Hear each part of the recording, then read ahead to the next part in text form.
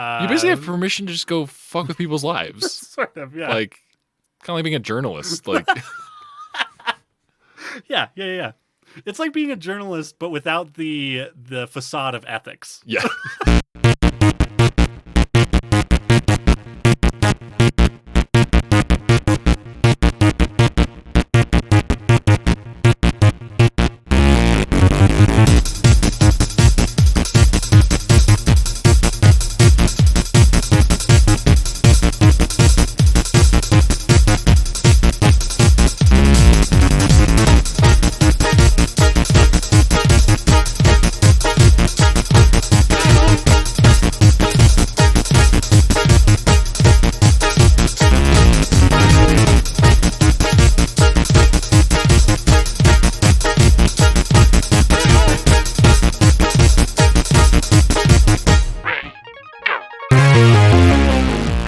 Welcome to the Rewatchers on the Pod, where we are currently watching The Leftovers. You're here with me, Tyler Harris, and Tyler McKinley. Justin Hammer. that's it. That's all of us. It feels empty. It does. Yeah. Anyways. We've even removed Mitchell's chair at this point. yeah. We didn't want any reminder. To be fair, we did just remove it to make room for the cardboard stand that we have. All right. Well, we watched episodes 1 and 2 of season 2 of The Leftovers, where shit gets different. And if you missed anything, I'm about to recap the first 2 episodes as written by the one, the only Tyler McKinley. Here we go. Episode 1, A New Beginning. We see the Virgin Mary pregnant with the fetus Christ. God hasn't seen enough southern billboards to know not to shake the baby. This is my favorite part of the Bible. The birth of Christ is told by Stanley Kubrick. Satan, that old serpent, comes to Slytherin. There's a lot of just jokes that you've written in that will not come across on the podcast that are just for me, and I feel really good. Shit. Okay, sorry. As promised by God, and I quote, she will have the power to smash the living fuck out of his head on a rock. The three fates steal whatever water from the fountain of youth under the guise of teens. Breakfast at the Manhattans, Volume 1. These people are way too into that hockey movie starring Kurt Russell from the early 2000s. Yep. Isaac is a huge Starman fan. Isaac predicts the ending of Watchmen. Who the fuck goes streaking? I mean, honestly. John's daughter's a regular Jerry Seinfeld. Isaac is sacrificed. I am now suspicious that everyone that goes running has a secret. Angela Leonard Skinner's. Matt is a substitute preacher. The only thing keeping this Denny's holy is that weekly goat sacrifice. Denny's has always been on the fence of God's good graces. Alexa, play Flagpole Sit Up by Harvey Danger. John's son brings leftovers to Simeon Stylites and mails letters for him. Nora, Lily, and Jill and Kevin are moving next door to the Manhattans. Let the battle of the assholes begin. The Manhattan Garvey welcome dinner goes off without a hitch. Absolutely nothing weird or awkward happens. John is very upset that Evie missed family earthquake time. The hubris of the fates. They drank all the fountain of youth and became zygotes. Kevin and Nora get the basic get-to-know-you stuff out of the way. This is the first time I feel bad for Jill. Kevin's musical taste has changed wildly since the last time we were privy to his iTunes playlist. Kevin reenacts his favorite scene from season 1. Kevin has the Pixies on repeat for a long-ass time. The officer is not a fan of the Pixies. Tommy has been listening to too much My Chemical Romance. Is not okay, I promise. This show fucking loves diners. MIT is dropping Daddy Warbucks money on Nora's house for doing science. Kevin is briefly questioned by a woman with an eye single to the glory of not giving a fuck. Patty is now Kevin's shoulder angel. Kevin's dad is home and cured, but he's about to leave again. Some man can't resist the call of Shrimp on the Barbie and Oceanside Opera House and the possibility of meeting Joe Ingles. Yeah. The chef rules this restaurant with an iron fist. Don't you fucking test him. Miracle is the new Burning Man. These people must not... Oh, fuck. I scrolled too fast. These people must not know who Nora is. MIT research money. As soon as you have it, it's blown on test monkeys, interns, or a house in a national park. Jill fills Amy's role as dad nurse. Patty is essentially Obi-Wan Kenobi. Wholesome moments at the new Garvey home volume 1. This is new Jill. Old Jill died in a fire, and this new one communicates. Garvey makes himself the worst homemade skip-it. Kevin pulls the old 5 Chinese brothers swallow the ocean and accidentally kill a kid trick. What the fuck? Oh, these are crazy episodes. Do skip-its exist still?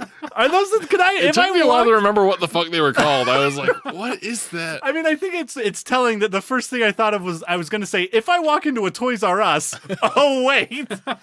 I mean, skip-its were kind of like the first Fitbits because they counted your skips. Oh, that's true. Yeah. There was like a little dial on them. You had to get to 10,000 skips a day, or you're probably gonna die. Or your parents will beat you if you come back in the house. With the Skip It, which doubles as a great tool for that. Wonderful. Yeah. Great. Well, yeah, a lot of stuff happens in these episodes, and it's like a pretty different tone, I think, too. Like, we get a pretty drastic change.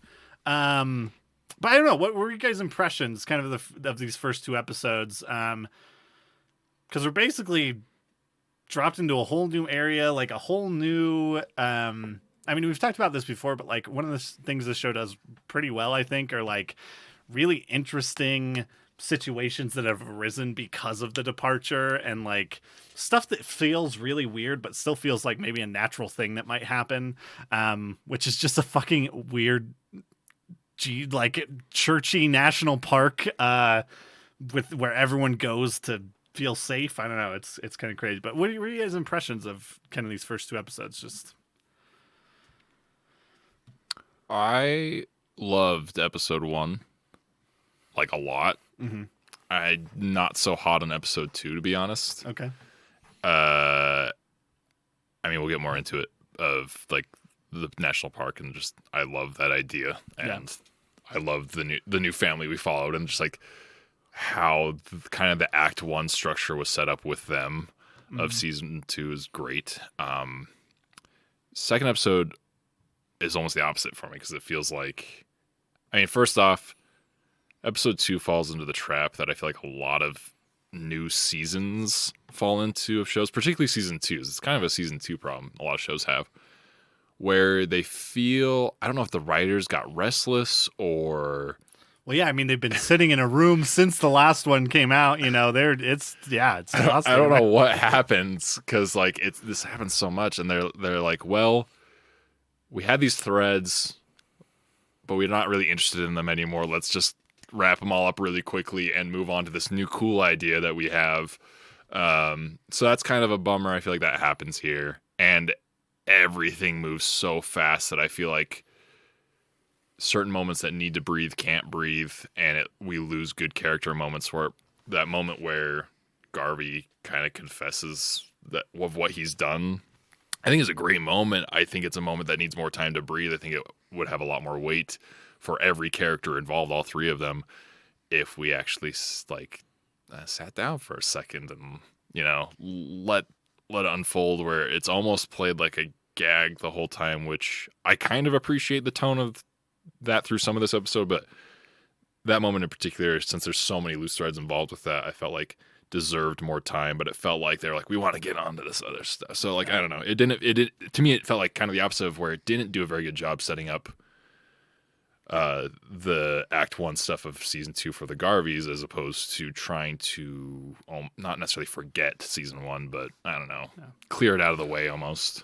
Yeah, that's an interesting observation, because I wonder how much of that is, I don't know. I think about older TV, you know, you're working with 24 episodes a season, which now I look back like that's way too fucking many. That's way, like, you're giving yourself way too much rope here. But I wonder how much of that is like, oh, now we're down to 10. Is that enough? You know what I mean? And I wonder, like, the logistics of like writing for that. I don't know. I think about that stuff. Yeah, I don't know if it is like a writer problem, or if it's more a production problem. Yeah. But I totally get what you're saying. But to go along with that too, I think also, and this isn't, like I said, this isn't the only show that it's guilty of it. Definitely not. It's a lot of things with characters as well. Like they use like the events, like the heavy events from a previous season, to justify a complete character change. Like 100% a different person, as opposed to the same person who has gone through something. And I feel like Jill so far is kind of that. I feel like Jill is a completely different character. Yeah, I actually like her now. Yeah. I mean, she's still like she's not doing anything super interesting, but it has only been one episode for her, really. Yeah. So I'm hoping they do some stuff. She is definitely more likable, and is now like the most likable Garvey. And so yeah, I don't know, but I feel like her character doesn't feel the same. I feel like I would have liked to see a more gradient transition. That's a big problem I have with the show Dexter. Dexter does that pretty bad between season 1 and 2, and that I immediately bounce off of season 2 and haven't watched it anymore because I mean, I've heard that the ending sucks ass, and oh, don't worry. Did you hear they're patching it? We have a new patch season that will change the ending. So that's something to look forward to. Yeah. That's real good. Justin, do you have any kind of like initial thoughts? Yeah. I think kind of to echo, I think what Tyler was talking about. I feel like I'm trying to like wrap my head around the rules of this new area, which is fine because we're in a new season. Like, obviously there's new things that are going to be happening and like we got to have new hooks but like to go from where we were to where we are now, I think you talked about like a tonal shift, and it feels, I don't really know how to describe what that actually is, but the feeling is, it just feels very different. Like I can't remember the actress's name that we just watched in Watchmen that is now in this as well. Yes, I just forget her name. But like seeing her in this, like the tone almost felt similar to some of the stuff that I saw in Watchmen. Like even the way like the shots were set up, like the color on just like, I don't know, the production of everything, just it felt like a different show almost. It wasn't as like, I feel like a lot of season 1 was very like the tone on the screen was very like, I hate to use this word, but like gritty, like kind of dirty. And this, maybe it's because we're in a setting where everything is okay and it's a production choice to do it this way, but like the colors on the screen are so much more vibrant, and like that contributes to this tonal shift as well. And the Garveys are coming into this and they just feel totally out of place there based on all the stuff that we've seen them go through in the past. Yeah. And then like what Tyler was saying with the things that we're wrapping up with Kevin and Patty, and like just like it just feels like that was just thrown away entirely, and now she's just there again. I don't know, like it's I want to see what's going to happen. I'm just like trying to understand what's going on right now, because it feels like a new there's ground rules that we have from season 1 that we're kind of bringing with us, but everything just feels new now. So I don't know, I'm back to where I was with season 1, or like what's going on. Sure. Even though I know so much more about the world and the universe, like, I don't know. It's a really weird headspace to be in, to have this kind of like familiarity, but also have so much that's different too. Yeah. Yeah, I feel like there's a lot of instances in episode 2, especially, where there's like not just one character. It's like almost every character, any reservations are gone. Like when his dad gets released, that moment especially was kind of like the last straw for me. I'm like, is this really happening? Is this all in Garvey's head? Like everyone's so like nonchalantly like accepting these major decisions and changes without any sort of like pushback or anything. Especially for someone who's been that heavily restricted in a psych ward for that long, to all of a sudden just be like, let me out. Roam free is really weird to me. And it felt, I mean, once again, it felt like another thing they just kind of wanted to move on to a new idea with. Yeah. But I don't know, like Justin said, we'll have to wait and see if there's reasons for these choices or whatever it may be. As of right now, like I said, totally different feelings on episodes 1 and 2 for me. Sure. But I love, like, the moment we see the Garveys in episode 1 was like, like this is cool. Yeah. And it's that way because of everything we learned about this family and this world. And it's almost like, I'm trying to think. I'm gonna fuck up a metaphor here. It's that segment. It's that time again. It's almost like if you had the best rugby team, okay, yeah, and like the best Australian rules football team come and play each other in American football. Okay. The same excitement I'd feel if I was a fan of both those sports. Well, let me tell you, you ruined that segment because I think you killed it. That was really good. Yeah, no, I think I think all that stuff is super interesting, and there are big changes. And I mean, it's like from second one of this show because we do have a new title sequence that could not be any different from the first one. I think like both the song that's chosen, which is this like bluegrassy, folksy song about the departure, and like the art design and all of that is like so different. And then we're like, okay, so the show's different now. And then we're treated to just 5 minutes of a 5-minute short film about a cave woman and earthquakes and yeah. Anyways, God, that like hit me unexpectedly.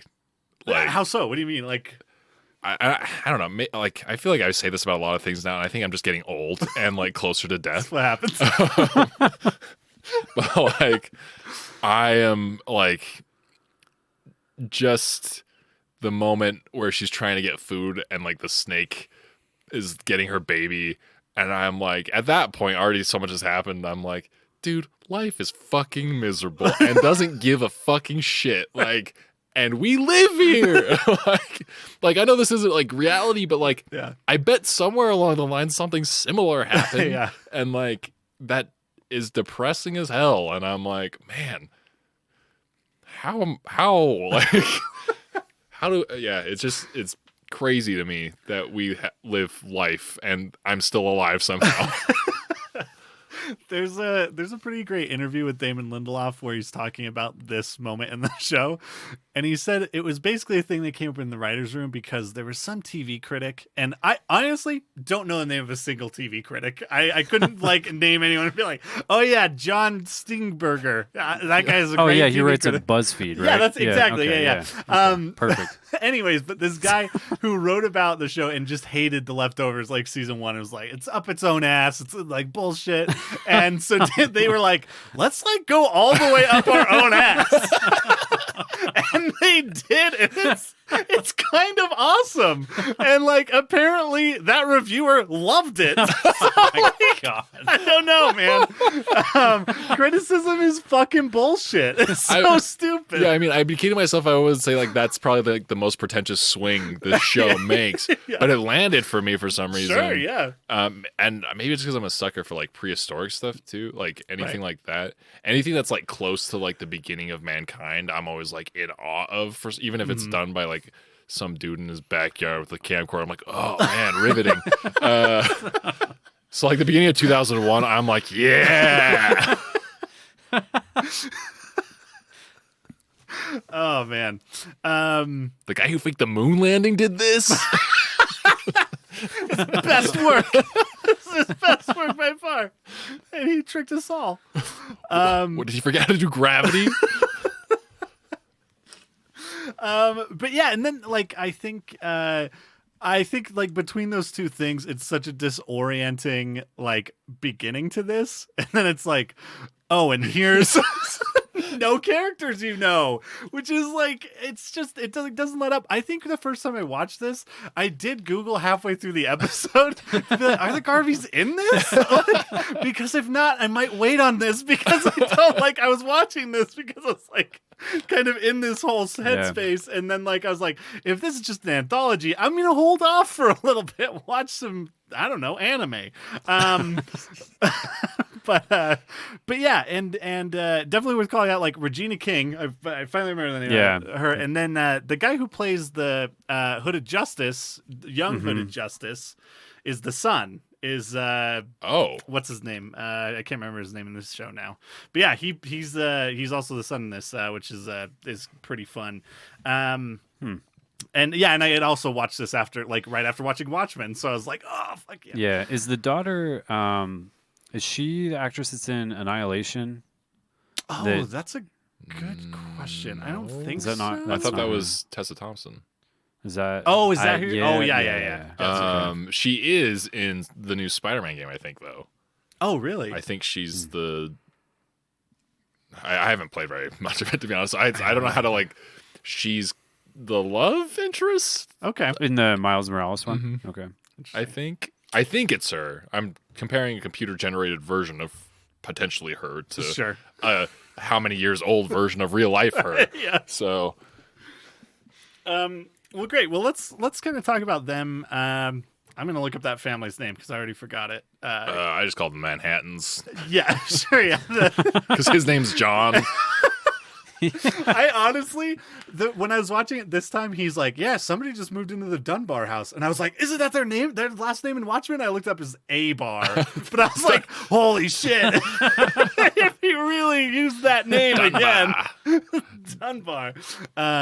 Anyways, so yeah, so let's just kind of talk about them. I think like some pretty strong character introductions. I think specifically for John, who finds himself in good company as just being a really unlikable shithead. Like in this show, it's just it feels good to be back home where I hate everyone. But let's kind of talk about his stuff real quick. First of all, just fucking obsessed with crickets, or at least the ones in his house. Goddamn crickets. And then like a weird like Fahrenheit 451 idea of what firemen are in modern society. Yeah. But yeah, I guess like kind of with the state of, we're kind of introduced to this state of this whole new world, I guess we'll just call it. But like, what are your guys' thoughts kind of on Miracle and that? Because I feel like for me, like that moment with him and Isaac, the like palm reader guy, that was like a moment where like a lot of the world started to come back into focus for me, because before that it feels so idyllic and like, I don't know, and then that feels like, oh, here's the dark that we like have been missing so far. But yeah, I don't know, what are your guys' impressions kind of Miracle and the state of things there? Any like really interesting or like things that stood out to you in that introduction? I think it's, so we're going, how do I put this? With the son who goes, he gets the water samples that his sister, they're twins. Is that what I picked up, that they were twins? I think they are. I think they're twins. I think so, yeah. So his sister brings back the bottle of water from the springs or whatever it is that they were swimming in, and he collects some samples out of that and is going to take them to the booth where people are selling a bunch of stuff to tourists, pilgrims. I don't know what you'd want to call these people that are coming to this place where this town has zero departed in it. There's nobody left.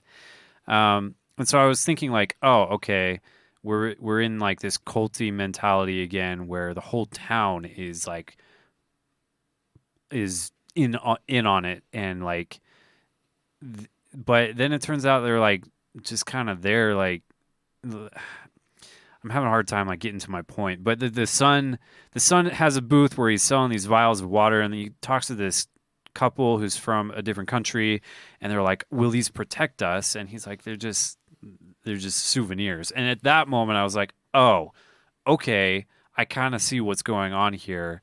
That kind of like helped me infer a little bit more about that character, first off, and his family and the people who live in the town too. Like, it kind of gave me a better idea, like, sort of, they're not crazy cultists. They're crazy for what they're doing to the world and to these people that feel like they can come and gain some sort of power from being there.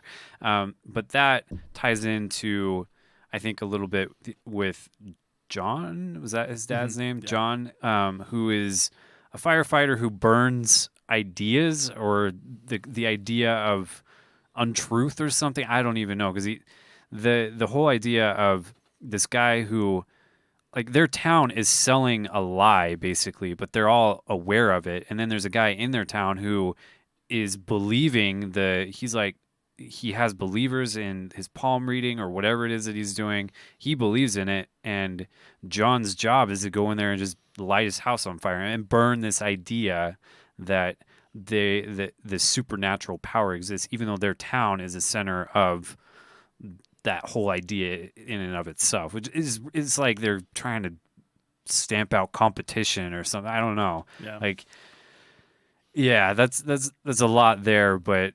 that helped me just kind of understand sort of the complexity that exists within this community, and like built the town up as a character in and of itself for me, to see what they're doing, how they present themselves to the outside world, and then also how they're maintaining within their own community the ideas that they all seem to value, by stamping out other ideas that they don't. Yeah. I don't know if that made much sense, but No, yeah.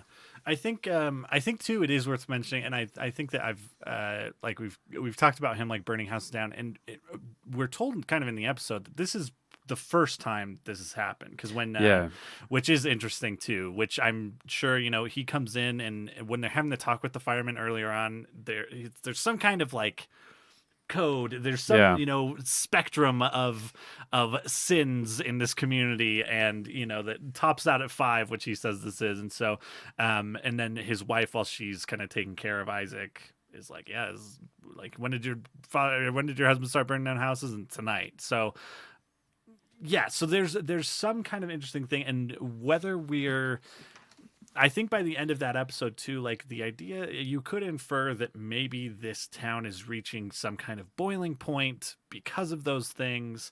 We have these 3 girls who are missing at the end of these episodes. Well, as far as we know, missing. Like, no one knows who they are or where they are. Their car's there.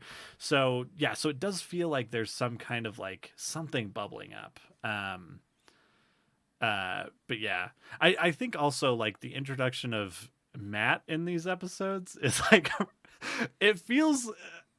it's like a way different experience than when the Garveys show up, because it's just like he's like this super side character at this church, and it feels a little more like, I don't know, for some reason, like when I first saw him, I don't know, because did we see him before the Garveys? I think that's right. He's the first season. So maybe that like took the edge off a little bit for when I saw the Garveys, and I was like, oh yeah, of course they're here. But like when they're just like in this whole new world, and I'm like experiencing this new thing, and then they're like, oh yeah, and there's only one other guy who knows about God. Let's bring him up. Matt, who also has this like very awkward moment at the pulpit where he's going to tell everyone something about Mary. He's going to, there's something about Mary, that classic movie. He's going to tell everyone over the pulpit about how great this movie is. The shampoo scene is in that, or whatever it is. But yeah, we have that moment of tension with John again, which is really interesting. But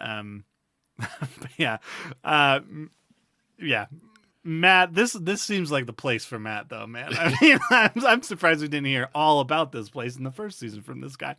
I mean, I don't know. It seems like it doesn't have what Matt's looking for. Like, everything's too happy. That's true. It's like, where's the suffering? But no, what you haven't seen is there's a quarry behind his house that he can just throw himself into and climb out of every day, which satisfies his need to just be totally fucked up by God.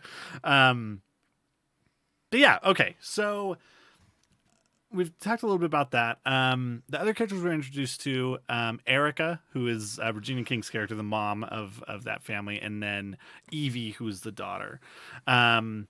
And Evie is maybe the one we get the next most time with, I guess. Like, we see, and I think I don't know, what are your guys' impressions on Evie? Because we don't see a lot. I think what we do see, though, is kind of weird. There's like a lot of like weird stuff with Evie that I don't know how to read in these episodes, but I don't know, what are your guys' feelings on her, where you're at with her? Yeah, I think it just feels, everything about her character just feels designed to make us not trust her, or to feel off about her. Like, every scene that she's in is just a little bit awkward, or like you're wondering why you're seeing it. Like the scene where her and a friend are just like running naked through the forest. Like, I'm right now, I'm wondering if that's, I'm curious, depending on what happens with the springs that they're lost in or whatever, if they're not actually lost, if that was a shot from the future, maybe, I don't know. But maybe not. But anyways, yeah, it's like when we're introduced to her, she's like being kind of a dick to that dude who's collecting water samples and like messing with him. And then there's like, I guess like when she's with her family, she seems normal, other than the however you say that. Epileptic. Yes, I can't say it right now. That event at her dad's birthday party, which is again one of those things where it's like something like it just feels uncomfortable. Like you're not used to seeing something like that. Yeah. So I initially thought she was going to be our new Garvey daughter for this season. Like New Jill, yeah. Yeah, new Jill, yeah. She's now old Jill. Old Jill, Jill's- yeah. Yeah, we Jill's have new new and Jill. improved Jill, and old Jill is still kicking around.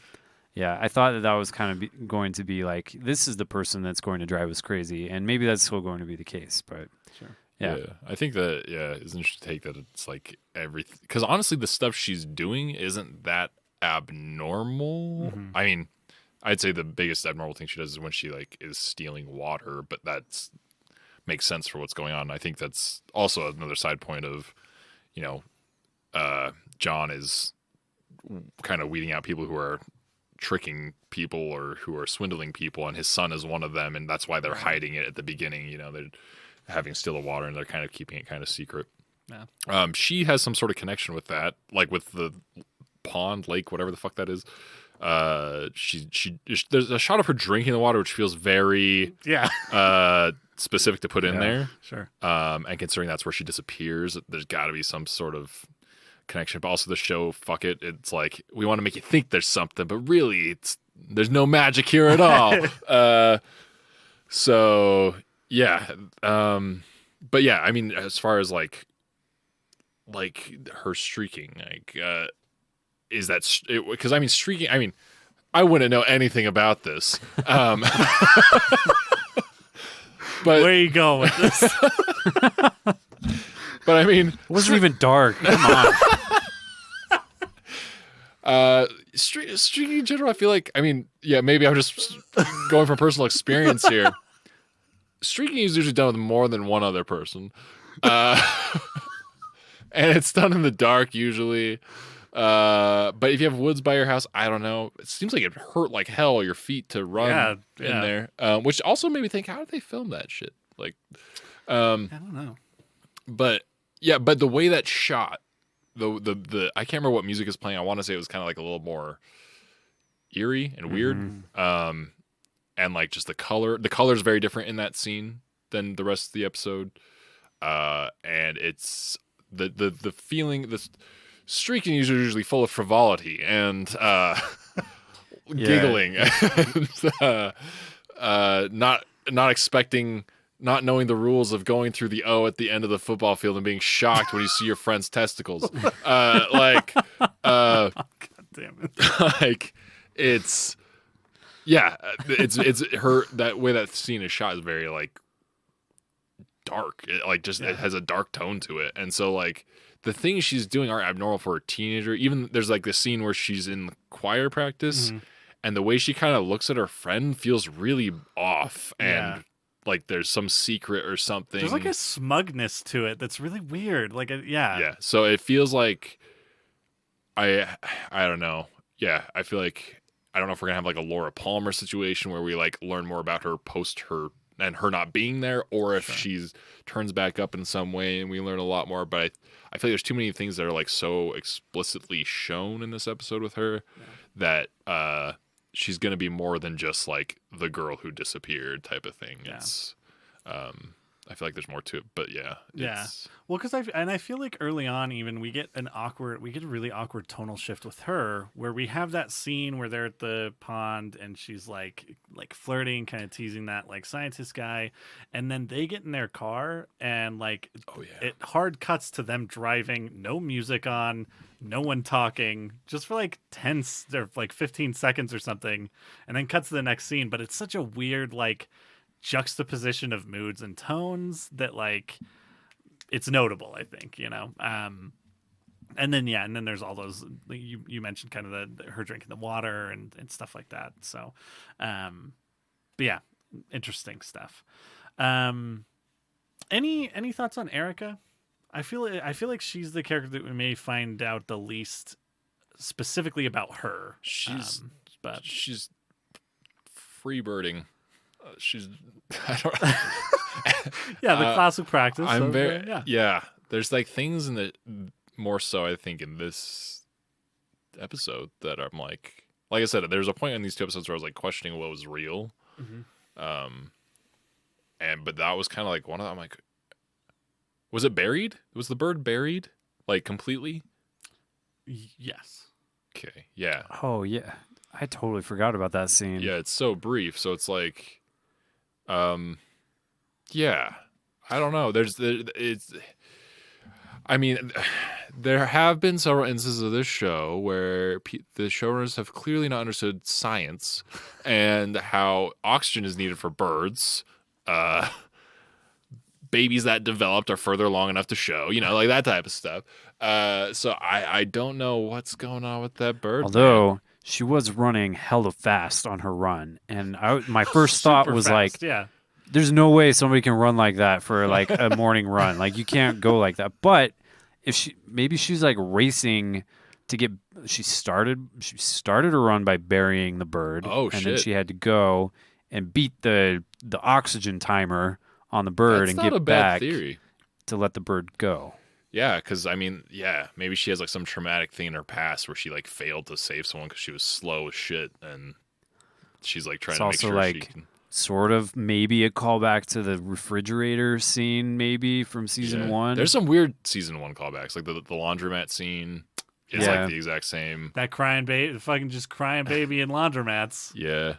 They hate it there. If that woman had headphones, baby would still be there. Yeah, that's very true. Yeah, that's weird. Yeah. I there will be more about that specific thing in this season too, as far as the bird. So Bird, look forward to that. bird. Yeah. Let's talk. Let's go back to Mapleton for a minute, and then we'll kind of collide back with this a little bit, and maybe talk about some more with them. But we get that. I mean, do we just pick up right where kind of last season ended? Finally, the thing I thought would have happened an hour ago is now happening. They find a baby, and then they have a very candid talk about all their baggage, which, like, we've kind of talked about, like, tonally and time-wise, kind of some of the things that maybe don't work the best there. I will say, though, some of my favorite, like, line delivery is just when he explains that whole thing, and then the end is just like, and I smoke. Yeah, it's just like, which is, I think, also, like, is a moment where it's like, there's just all this character thing, and we know that that's one of the big stressors in his life that he's been hiding from everyone. I just think it's great. I think it's really, like, fun in a show that doesn't feel fun a lot of the time. But yeah, so then we kind of jump forward a couple months and kind of get the feeling that they've just established this life together now. In the wake of Nora thinking she was going to leave, and the fire at the Guilty Remnant cul-de-sac, like all of that. And they've just kind of like now moved on slightly, from that. I did really like how we get the phone call while he's at the laundromat. And he's like, "Oh fuck, I thought it was at 11." Like it felt like it was setting up like this conflict between him and Nora. And then like the next scene where he's meeting her, she's like, "It's okay, everything's fine." Like the relationship dynamic there feels so different from what we got to see between him and Lori in season 1, where they just like the callback episode or the flashback episode we watched, and like it ends with him saying like "fuck you, Lori" or whatever it was. Like there's like this wholesomeness in between their relationship at that point, which I wasn't expecting based on how it was set up. So that was kind of fun to just like have my expectations thwarted in that moment with Nora just being really awesome about everything. Yeah. And that leads into another one of maybe my favorite scenes in this episode, and one of my favorite. Okay, there's two characters introduced in the first half of episode 2 that I'm like, I know exactly. Please, more of them. I want a whole show about. First of all, this guy who's interviewing people for adoptions, and at some point at the end of the interview, apparently just tries to upsell people on like more adoptions. Which, like, it's insane. When I first watched, I was like, what the fuck is going on? But then I was like, oh, I didn't actually think about that. Like, our adoption agencies like full of kids that like whose parents like disappeared, or who one of their parents disappeared and their other parent, like, we obviously have seen the stress that like and effects that has had on people. So do we have just this like incredibly overburdened social system that they don't bother doing any background checks on a baby? Right, Like, I watched that and I was like, I can't believe that there's no way adopting a kid is this easy when you know the other parents. When a kid is left at your doorstep, the police would have to get involved. There would have to be like an investigation on if you kidnapped this kid. Well, because we do have like the brief moment earlier on when that night, like after they find the kid, like Garvey does come in and be like, well, I called the FBI. There's no like missing persons. There's nothing that's been reported like that way. For some reason, I thought he was referencing the events of the cul-de-sac. Oh, I see. So yeah, I guess I missed that. Yeah. So I think, but again, it's like one of those moments. It's like pretty brushed over. So I don't know what the process of. But hey, that is. This is going well with my theory. Other kid that he offered. Remember how I had the theory of the other baby coming in? Oh boy, do I remember. For Jesus 2.0. So that's Joseph 2.0, or God, however you want to look at it. And Lily's Mary. So things are going along great for me. Yeah, you're like, yes, it's looking good. It's looking good. But yeah, I do just want to say too, like that again. I think a scene with some really great writing, and it's probably just because I tend to like writing that is kind of lighter and like a little more comedic, and like I think there's a lot of great moments, specifically for Kevin. I don't know if it's just the delivery of a lot of that stuff, but like them kind of rehearsing that line before he goes in. I can't remember the line now that she tells him to say. She's like, "Oh, but say it in your own words." Yeah, it just felt like it was meant to be. Yeah, exactly. And he like says a couple other things, and he's like, "Just felt like it was meant to be." And there's like this moment where like, I don't know, there's just like this moment between them where he's like, "I did a good job," and she's like, "Fucking chill, dude." It's just really fun. I don't know. I like that stuff a lot. But yeah, then we get the reveal of kind of the that Garvey is still going through some pretty heavy and fucked up post-trauma shit from all the Patty stuff.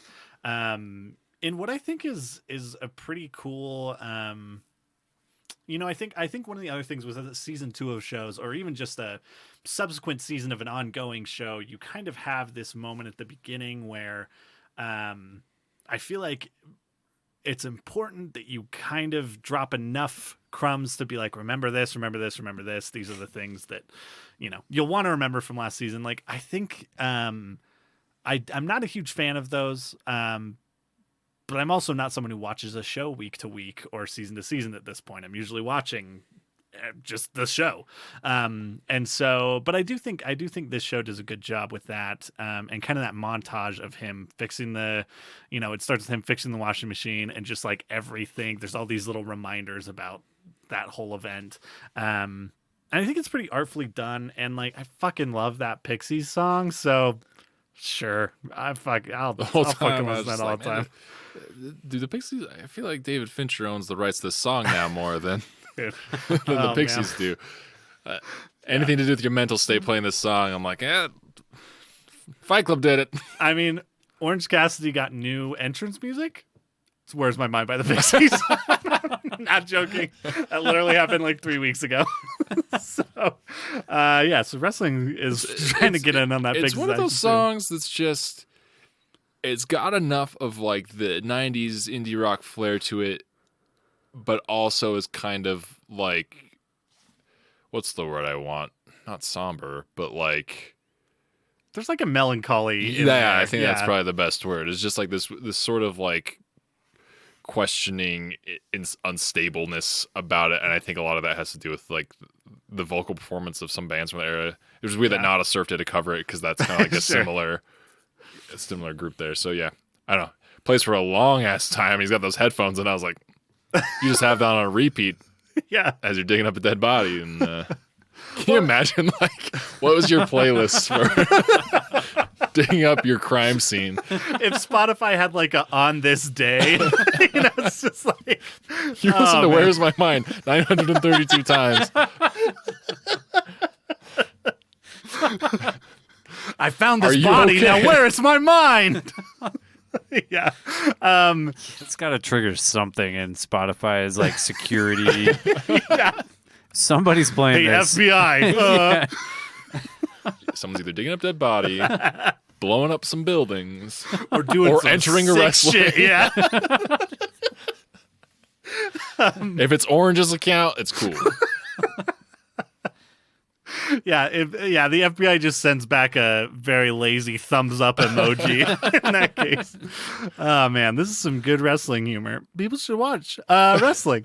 Okay, yeah, but we have that, and then basically we find out, his whole plan is to turn himself in for this whole situation. And then we're introduced to fucking easily, by far, the most interesting fucking character. Not even in this show, but maybe in any show ever made. It was just this fucking badass woman with an eye patch who immediately is like, you want to know what happened to my eye? And Garvey, like a fucking idiot, against everything. My mind is screaming. I cannot wait to hear what happened to this woman's eye. He's like, nah, I don't give a shit. I'm like, Garvey, you fucking moron. God damn it. I hope they lock you up forever. She's just Nadine from a different era. Why don't we need more Nadines in 2021? But yeah, she's just fucking and just cold as ice. This woman just fucking oh god. What was the pirate character from Watchmen? Oh, Pirate Jenny. Pirate Jenny. Pirate Jenny. Like she's a crossover character from that universe here. It's been altered by the dimensional hop of just her personality is totally different now. Yeah. Maybe that's one of the Damon Lindelof's greatest strengths is just putting characters I wish the show was about in his show and just being like, yeah, you don't get fucking anything about this guy. Yeah, if we don't see any more of her, which I don't think we will, I'm bummed. Yeah. Oh man, because that seems it's one of those. If movies and television taught me anything, if you put a character with an eye patch, that person is gonna be in the show a lot. Yeah, well, like, and they're a pirate, but like they're not. So. Yeah, well, if also they're probably sent from God to help you get to where you need to be. Like bonus points if they're like skinning an apple with a pocket knife. Like you need to listen to this person. Yeah, and after the whole conversation, you realize they've whittled a picture of your mother into an apple. Like, no, seriously, I can help you out. And then they just nonchalantly toss it into the air and walk away because they know they've got you at that point. Yeah. Anyways, fucking. Oh man, I wish there was more of her. Where were we? she's just like, I don't care. Do you want to fuck up your life? Yeah. She's like, if you kill this person, we really don't care. We just don't want you to say you did it. Yeah. Because we fucking hate them. Yeah, seriously. Oh, man, yeah. Yeah. Which is another nice Damon Lindelof thing that we've seen in both of these shows of, fuck the police. Fuck them. Fuck them. Garvey, no longer a cop. Fucking great. So glad. Best decision you made. Yeah, such a good call. I mean, I have to say, after the events, I would probably do the same. Yeah. Oh, yeah. Like, oh man, I can't imagine I can't think of a real life scenario where things have probably gone worse for your whole town of being like a small town chief of police. Like, that's pretty fucking bad. Yeah, that's real not good.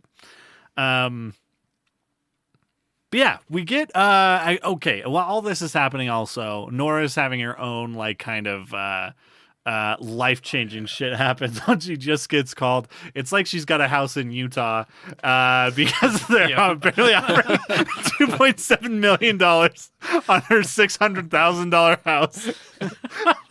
Which I was like, it's funny because like, yeah, at any other time in history that would probably be impressive, and now it's just like, yeah, that's how houses work, right? This is what happens. I mean, when she buys her next house, I was like, Yeah. 3? That's it? Like, considering your Yeah. location and the crazies Yeah, that are man. coming here, like, Yeah. But yeah, so we also get this hint of like, for as much as Damon Lindelof, we've talked about before the show came out, he's like, yeah, we're not going to talk about that. We're not going to talk about that. The world of The Leftovers is still very much interested and obsessed with the idea of why the fuck this thing happened. And it's presenting like I thought it would. We already seemed to we were given a answer last season of why people disappeared. sure. Not where they went per se, but why. And now MIT's like, data. Right. We need data. Yeah. And they've got their own ideas. So I don't know, who am I going to trust? People smoking all in white, or MIT? I mean, that is really the question you have to ask yourself at this point. Yeah. Yeah, I don't know. I don't know what way you go, but I think that seems fascinating because it's like, I mean, the title of the episode is A Matter of Geography, but it's like, it's not just, because I mean, we do get the sense of like, oh, this place in Texas didn't have any, but it gets so specific as like, oh, you weren't at the table, and if you were, you might have disappeared, type of thing, which is very interesting, and I really want to know if we get any more, because like I said, like, we're not going to get any answers, but we got more than I thought we were going to last season. And I'm satisfied with that level of answer. And I would like to get maybe another take on, like, sure. I want to see some of their findings type of thing. I don't know if we will, but I think that was really interesting, and I hope they don't just drop it. Yeah. But yeah, the whole concept of like it being a location is really weird. But it doesn't make sense too, because Garvey, I mean, he was also in that bed. Yeah. And I don't know. Yeah. It's a lot. Maybe it's just another thing of that episode of like, not fucking question. We're getting him to Texas, and we're done with that shit. Yeah. So, well, and I think too, like, dogs? No, we're gonna lock them away for 60 days. We don't want to fucking deal with Let's talk dogs. about that. anymore. What the fuck? Part of me was like, did you guys get like a director on set that didn't like dogs? And I was like, you know what? We're just gonna stick him in a cage. We're not even gonna fucking see him because I don't want to deal with. Our animal trainer quit. I don't want to deal with it. Oh yeah, they gotta check his blood for some shit. I don't know. Fucking these New York dogs coming into Texas. Fucking blue state dogs. Oh, man. But yeah, so like, and we get like kind of that motivation, obviously, for her, of moving to a place like Jordan, or all of that fun shit. Also, we kind of briefly mentioned Garvey Sr. is out. He's holding tight to that baby in that scene, and he's fucking moving to Australia because the voices told him to. The man's face looks like it was sculpted in the outback. Like It does, yeah. No, for if any American looks at home in Australia, it's this man. Now, did either of you pick up on any other references to Australia in these episodes? Oh fuck. It's very fleeting in the first episode. There's a man who's in like has built a little lifeguard tower in the middle of. Oh yes. No, I do. Miracle. Remember, yeah, because I immediately thought of Finding Nemo. I'm like, that's for P. Sherman. Sure, yeah. P. Sherman 42. I'll be back. But yeah, so we have this letter. He's sending a letter to someone in Australia. I will say, just throughout the season, there are going to be little tiny things about Australia that you hear, and they're worth like keeping an eye out for.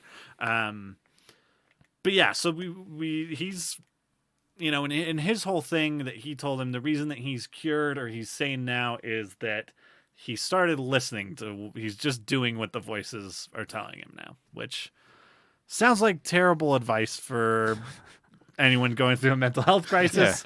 But How do you get released by doing that? Like, do you just tell the people, like, yeah, I'm just doing what they tell me to do. I'm good now. I've accepted who I am. I don't know, man. Who knows? Maybe they lost funding. I don't know. Like, hey, you're looks like you're cured because we have no money and no jobs here. So We see you got later. 50 cells, and we got 50 people crazier than you, so... Yeah. You dropped off the leaderboard. You didn't stab anyone, so... you only hit him in the face really hard. Yeah. When you got out, you bought a really expensive National Geographic. You've only escaped once? Oh, get out of here. But yeah, so who knows? Australia is important. I figured that as soon as he said, I'm doing what the voice is telling me to, and I'm going to Australia. I'm like, oh, fuck. Yeah. That's where the Garden of Eden is or something, because, oh, damn, this man going anywhere. And while we're on the topic of like weird, just little kind of throwaway callbacks, in the first season of this show, we had this episode of Perfect Strangers, which is a sitcom from the early 90s that came up a couple times in relation to Garvey's dad. We also have just a news thing that John is watching where they're like, this actor from because that's the thing in the first season too, is they're like the entire cast of Perfect Strangers is gone, like that's, and they're like, and Gary Busey, and then like in this they're like, turns out Mark Lynn Baker, actor from Perfect Strangers, didn't depart. He's actually been living in Mexico, and they're like, finally, he's like, ah, damn it, ah, shucks. It's like fucking drinking tequila. He's like, God damn it, they found me. Just like. Cool. Like, I don't know. It's like they're really holding tight to some threads, like some real bizarre ones. But yeah, that shit's all real fun. So yeah, where are we? Oh, I guess we'll just talk about the Garveys getting to Jordan, which we've kind of touched on a little bit. I think another like cool moment of design and kind of visual storytelling in the show is the lobby of, or like the visitor center of Jordan, which is also like an immigration office, kind of like they're David Lindelof really loves lobbies. Yeah, and diners. And diners, I mean, who doesn't love a good diner? That museum section is very much like the museum in The Watchmen. Yeah. Same, very, like, almost kind of the similar layout with that center round thing and, like... And like a totally voiced over like in world thing that's going on. I think it's fun. I don't know. I'm probably kind of a sucker for stuff like that too. But I think that's, and you have like this globe. They have like that interactive globe exhibit that like has like different size dots for like number of departures that happen in the area, and like people are like throwing pictures of people who've departed into the center of it and stuff, which is like it's like a well or fountain or something, like good luck fountain or something. But totally fucked up. Yeah, I think the world building I think the world building in this season is like just up a few notches from I don't think the first season's bad by any means, but I think that there's so many cool little things that they throw in here that make it feel real. Yeah. And I think that Miracle's fascinating to me already, and I've only seen like really an episode and a half of it. So yeah. Well, and even, I mean, I just even think of like the moment, there's like a couple moments in these episodes. First of all, when they're going into the park and that woman comes up to the window and is like, I'll pay you cash for your wristbands. Like trying to get tickets to a Kiss show in 1974 or something. Like, she's like, I'll give you cash for them. And then like the moment with, God damn it, I can't remember the name of the son, the Miracle son, but when he's going to take dinner to the man in the tower and he's just riding his bike and like the cops have caught people who have like snuck in. Like there's this very like martial law feel to Miracle, which obviously, I mean, it's a national park, so there's like that kind of whole thing, but it's real weird and like, again, kind of feels similar to like the state of the world in Watchmen, where you've got like this weird police presence and stuff. But yeah. Anyways, it's really interesting that you have there's kind of like almost a religious center to this town, but it's like all different religions. It's kind of like Jerusalem, Sure. like in the real world. I mean, I've never actually been to Jerusalem, so I don't know how many kiosks are set up selling shit, but I'm sure there's tons. Yeah. I mean, I'm sure there's some form of it. I mean, just the tourism. The empty tomb tobacco stand. You just open it up and it's like, you should quit smoking. There's nothing in there. And like Jesus was gone, so is your tobacco. Depending on who's around it, they change it to like "fuck the Crusades" tobacco shop. Like, well, I mean, I guess that's kind of the point. Is like Jerusalem is such a magnet for like multiple, not even just Christianity. I mean, there's multiple sects within Christianity that are attracted to it, but then there's also several other religions and groups of people who are very interested in the place. And yeah, it's fascinating that is a thing, and that they're all kind of there searching for answers to something they already kind of feel like they've presented to the world that they have the answers to, kind of. But this is the thing that's kind of like the big mystery now that everyone's still trying to solve, and that they're all there. It's something I liked about the show and have not fully understood, much like a Coen Brothers movie, of the religious symbolism matching every single thing. Some of them I'm able to point out and find, but some of them I'm like, I'm sure that's one. I just no fucking clue what it is. Sure. But like I don't know how to pronounce his last name. Simeon Stylites, is that how you pronounce it? I think so. Yeah. But like that's exactly what, like, he's like a 1-for-1. Like, he's sitting up on there and a young boy is bringing him food to survive, which is exactly what he did. Yeah. And so I'm interested to see if they do anything more with him. If like I compare everyone to Wayne now, who might be like legit, I guess. Like, so I'm wondering if there's some secret with him that he's cooking up something big in Australia, yeah. or he has to sit up there with some other guy sitting on a pole in Australia to form like a signal. And it's causing the Bermuda Triangle to. We just get like a scene like the one in Lord of the Rings when they're lighting the guides like all along the world. There's that guy, and then there's the preacher in Miracle who doesn't want Matt to talk about his wife for some reason. Who also has John's son come to his trailer. Is that the same guy? Or is that a different guy? No, that's I think they're different. Oh. I thought it was supposed to be the same guy, because that's why he went there, because like they work together. No, but so we do see him, the guy who he goes to visit again in the visitor center. Yeah, and he tells Darby. Right, and he's one of those ones that I feel like is going to be like, does he have superpowers? But no, I'm calling bullshit on him immediately, because his thing was so vague. That's classic, cult leader, like religious person vague isms to like get you hooked. But yeah, there's something interesting with him though, because like it's August from what we've understood, and he has Christmas lights all up at his place. He's offering things to strangers at visitor centers, but he's also being visited by a boy who's stealing magic water. There's a lot of things to go through here. Yeah. But yeah, well, I guess since him and the preacher are separate, the preacher is gonna get his house burnt down probably. What a day for John to come to church. Unlucky bastard. The one day he shows up is the day that you fucked up. Yeah, well, and I think also, sorry. Yeah. Matt was like, Mary's been cured, but she's clearly not been cured. So it's like, what the hell is happening?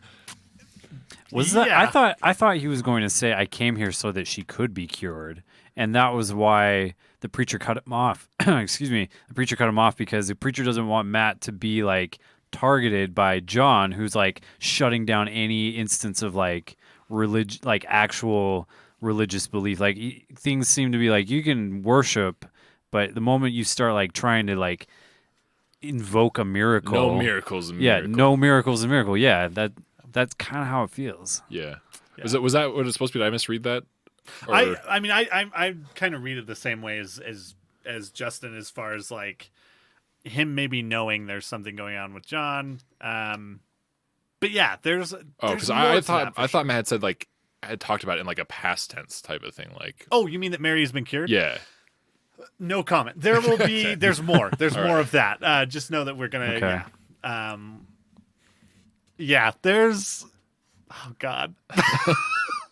There's some stuff. There's some stuff with that whole situation that I remember when I watched this made me extremely uncomfortable. So it's good. It's great. It's gonna be real fun. Is Mary faking? You Mary Faker.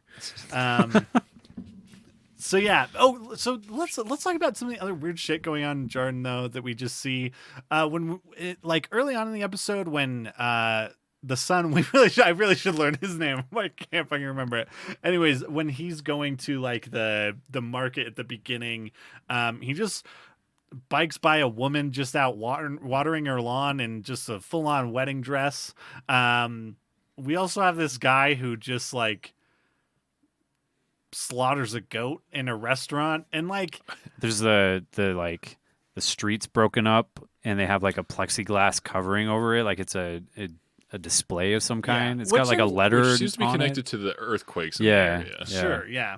I What is will this just say, special like, hole? as far as like public safety goes, that's not something you're going to see in a national park. There is no other marker. It's just fucking clear plexiglass around the thing that like just out into a lane of travel. That's not They good. just don't want Domino's filling that hole, man. Yeah. I don't know if that promotion's still going on or if it was covered in Miracle, but I'm sure it was. I mean, the choice is clear. You got what's happening with Papa John's and Domino's filling potholes. Doesn't matter that Papa's Pizza's better.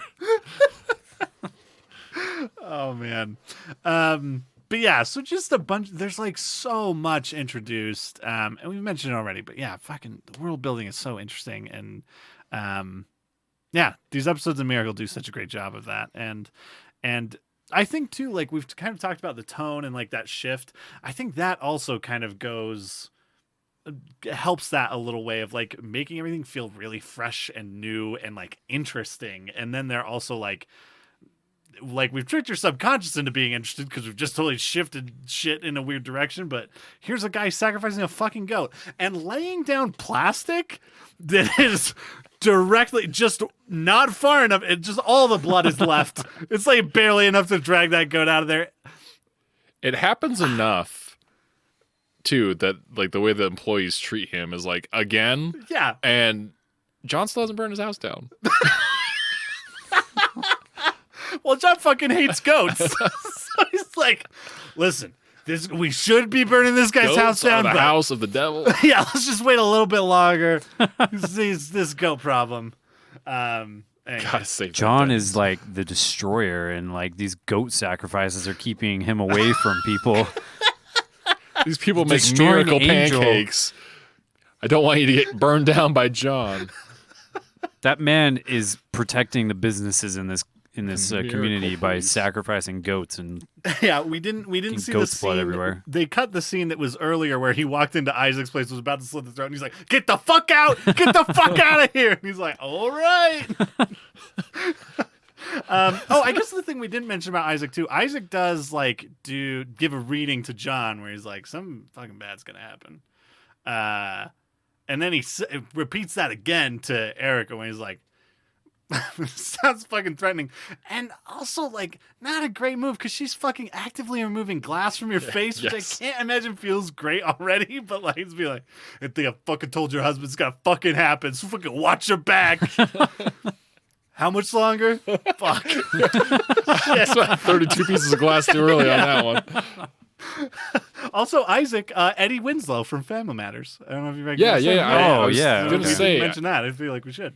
man, Family Matters is great. That's some, yeah. If you want to make me laugh, just like make a Carl Winslow joke in anything, and I will laugh my ass off. I saw that for some reason around Reddit. It was like the Carl of Duty, like edit that they've done, which is just a picture of him, and it's like how to play that video game.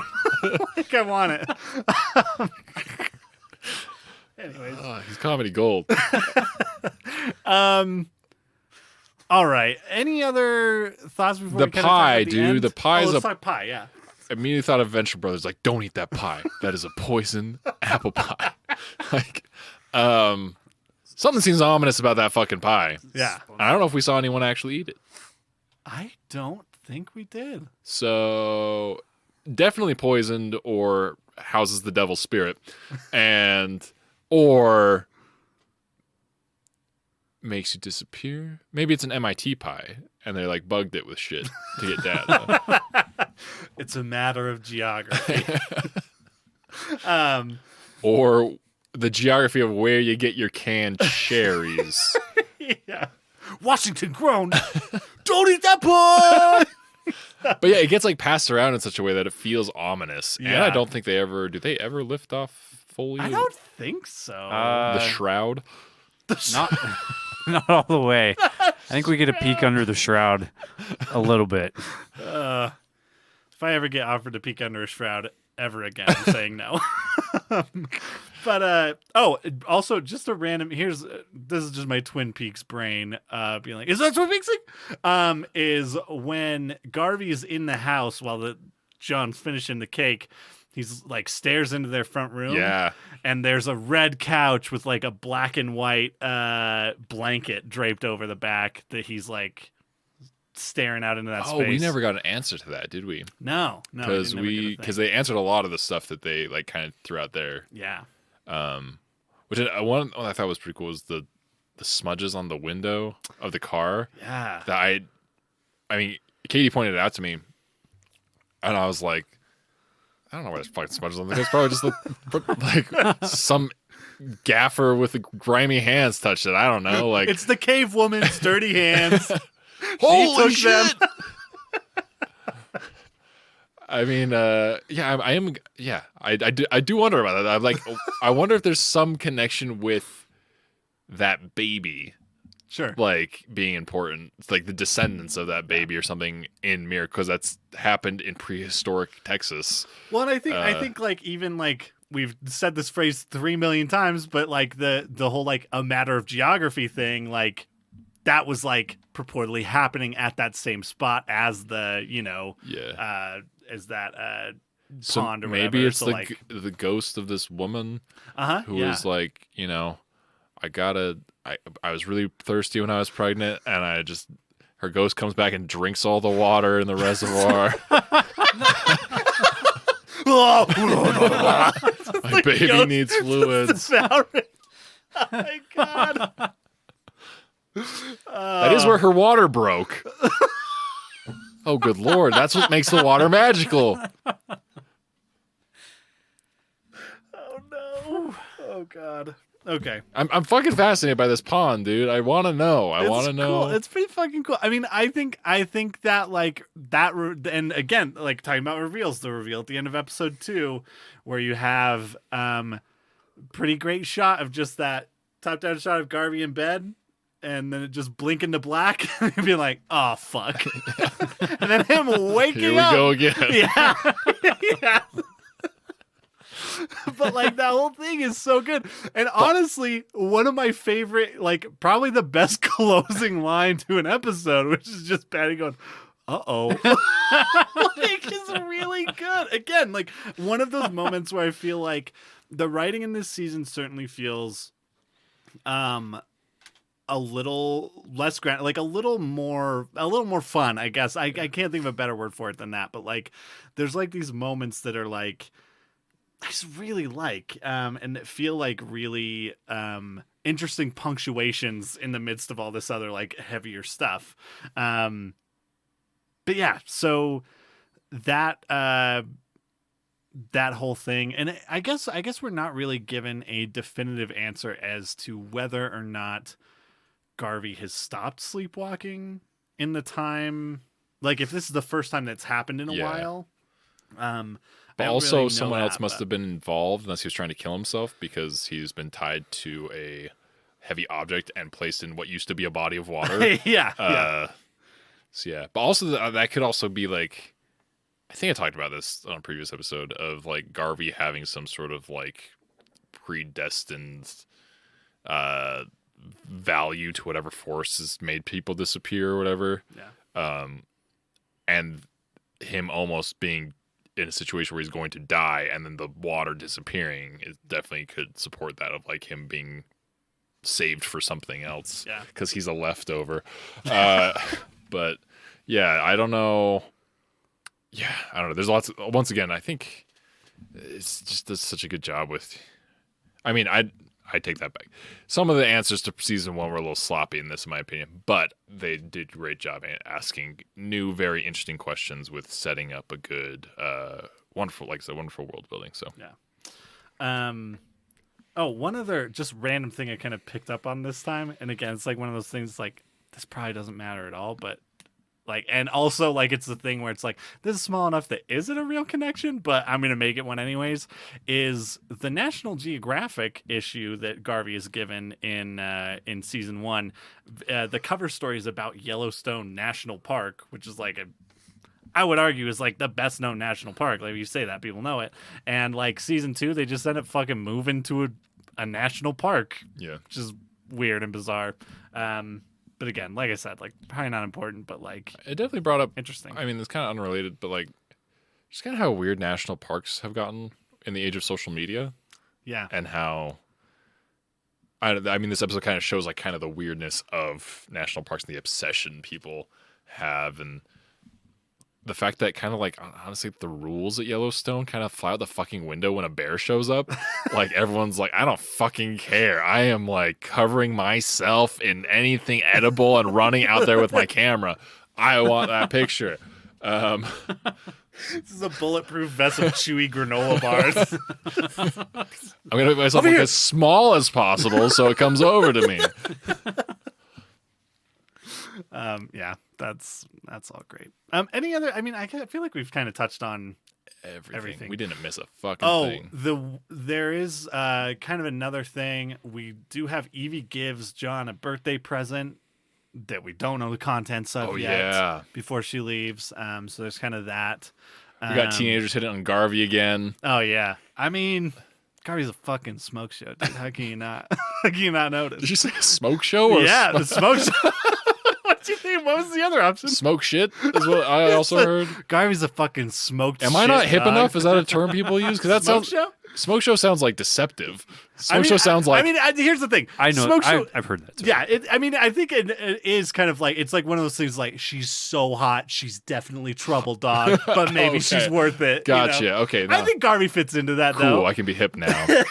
I'm gonna use that all the time. Yeah, I mean, you shouldn't take my word on the Welcome to our definition smoke of show modern- podcast. Too hot to handle. Yeah. But yeah. So we've got we'll be watching the next 2 episodes for next week. If you want to talk to us about leftovers or whatever, email us at rewatchersonpod@gmail.com, or follow us on Instagram or Twitter at rewatcherspod. And we'll be back in just a second with some recommendations for some other shit for you to watch. So we'll see you then.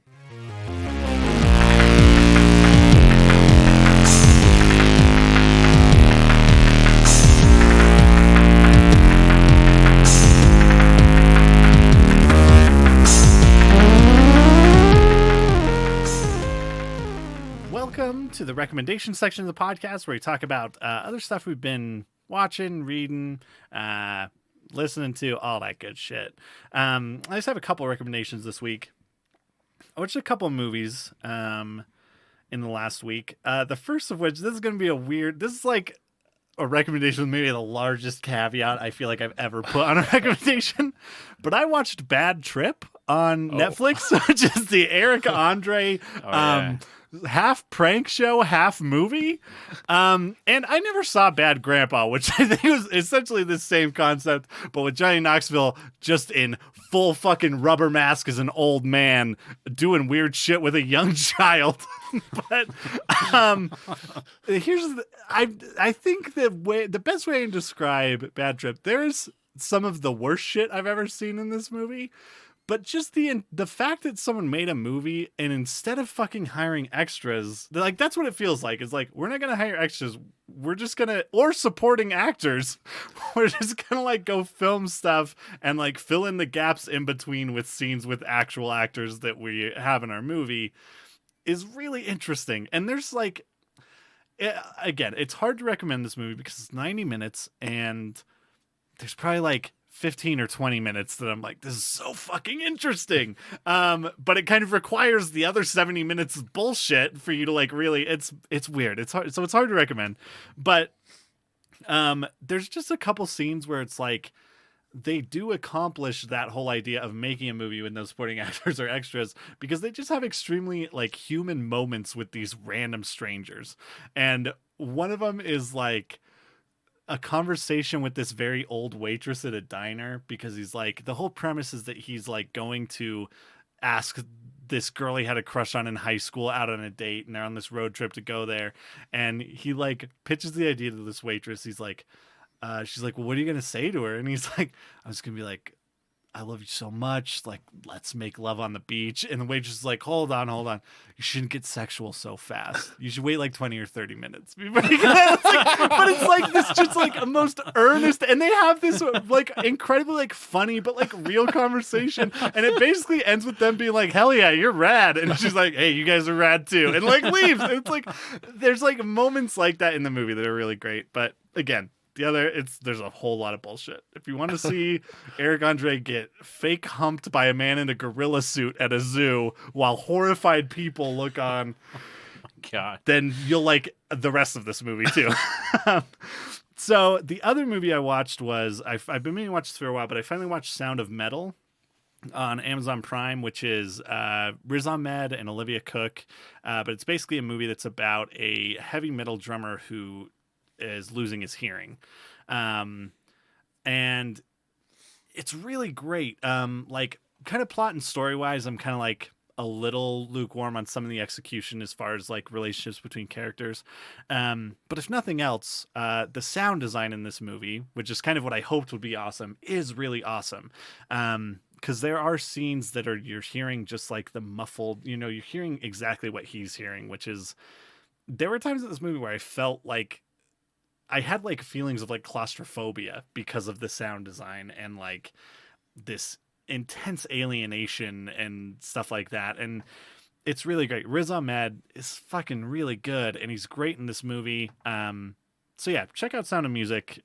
That was perfect. Check out the Sound of Music, and then watch the Sound of Metal, its unofficial sequel.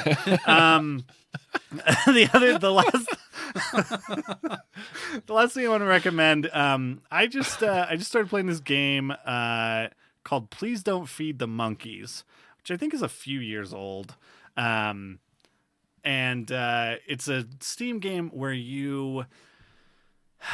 there's like this genre of games I don't know how to explain, but it's kind of like these games that are just presenting you with a bunch of visual information that requires you to kind of like connect dots or like make proactive decisions based on that may or may not pay off.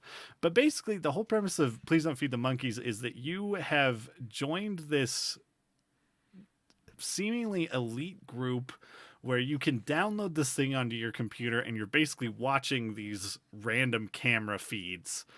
Some of them are in people's houses. Some of them are just like a fucking random field out in the middle of nowhere that maybe nothing interesting is ever going to happen on. But it's also kind of this like management simulator where it's like, you've got to make enough money to pay your rent. So you have to like go to your job, which is going to take you away from the camera. So you might miss something really interesting. But there's like this whole thing where it's like, you're gonna. So stressful. It's really weird. It ramps up in a way that like feels very manageable. But like I'm at the point now where I've got like 24 camera feeds that I'm like keeping tabs on, and like it does a good job of like when you're watching a thing, there's basically words that you can click on that will then go into a notebook that kind of like organizes them into kind of what they relate to. So it, you don't have to like really keep track of everything, but like there's a camera where you're just watching this old man, and it's basically revealed that this guy's probably like an Adolf Hitler type dictator who is now in hiding. And you have the option of like, basically you'll just get like these surveys from the company that they're like, hey, yeah, so what's going on? And like, do you know the answer to this question about this feed? And you do that and you get a certain amount of money.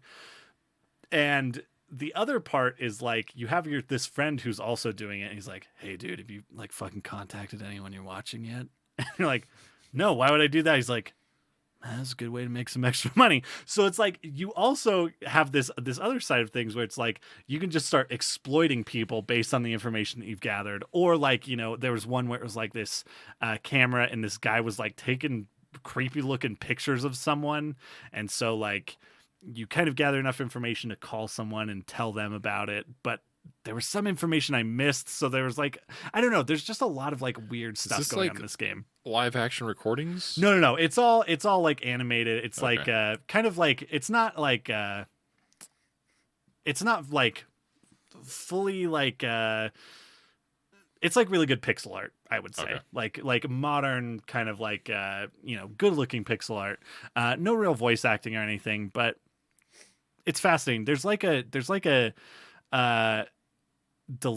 you can order like delivery food, which is more expensive, but then you don't have to leave to go buy the food, and like it's delivered by a guy who looks like Zero from Borderlands 2. And every time he gets there, he just gives you like this cryptic information, and I have a feeling he's gonna like factor into like weird stuff at some point, but it's wild. It's really weird, and it's pretty fun. I'm like it's kind of like a more fucked up and weird version of something like Return of the Obra Dinn, where like it's definitely not like the design masterpiece that is, but like the whole thing of like you're kind of gathering this information, and there's some information that really isn't in the game that you kind of have to make these logical leaps to like do. It's really fun and interesting. But yeah, that's all I have. Tyler, what did you have to recommend for us? I might only have anti-recommendations. Oh boy. This one's a weird one because I've expressed before, I'm at a weird place in my life where I'm either incredibly picky or I'm the opposite. Like I want something that is very easily digestible to take my mind off of whatever. So in the spirit of the latter, I started watching Dragon's Dogma on Netflix, which is based on a video game by Capcom. And I will say, not the story of Dragon's Dogma, not its strong point. So I'm interested to hear how this goes. I only played the first like hour of Dragon's Dogma and it wasn't what I was looking for at the time. Yeah. So I didn't play anymore. And so I don't really know how it stacks up as far as the rest of the story.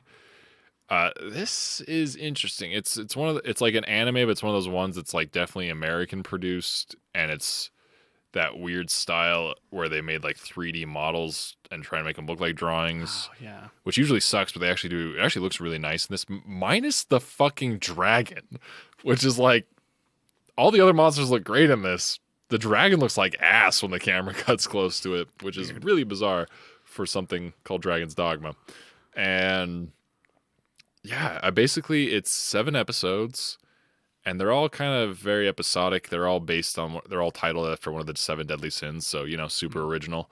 And, but that does kind of, I guess, come in, at least it's used at the end. It's discussed and there's a reason for that, which I actually think the last episode is actually pretty nice. I don't think it's a masterpiece by any means, but I was actually like, oh, so I'm surprisingly satisfied with this ending for this, considering I did not super enjoy the journey here. Sure.